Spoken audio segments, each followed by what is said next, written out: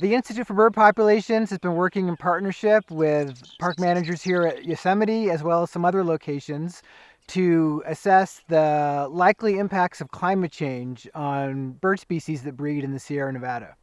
Yosemite participates in a bird monitoring program called the Monitoring Avian Productivity and Survivorship Program. And this particular technique involves bird banding.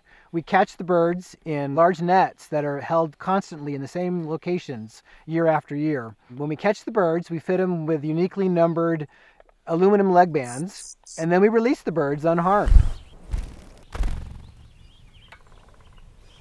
Here at Yosemite, the MAP stations are some of the oldest ones in the country. They've been operating continuously for over 2 decades. And that long run of continuous data has given us an opportunity to learn a lot about how bird populations are responding to annual weather variation and climate change.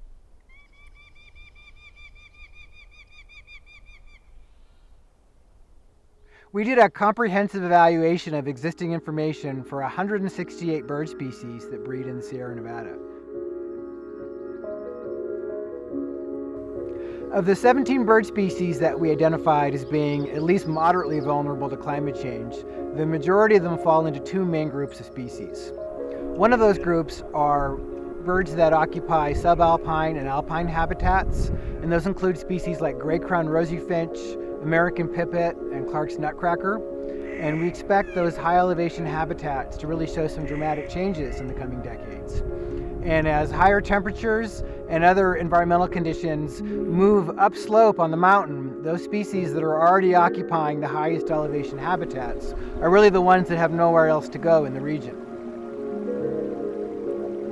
The other group of species that we're relatively concerned about are species that are dependent on aquatic habitats. And so species like American dipper and common merganser that really aren't even on anyone's radar as being species in need of a lot of conservation action right now may be those that are most jeopardized by climate change in the region.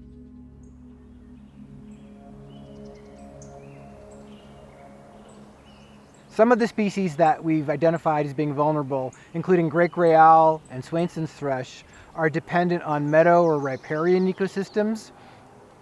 I think that our findings are going to provide extra motivation for land managers who already know they need to be working on restoring meadow hydrology and other aspects of meadow habitat, now that they know that the species that occupy those meadows are particularly vulnerable in the coming decades.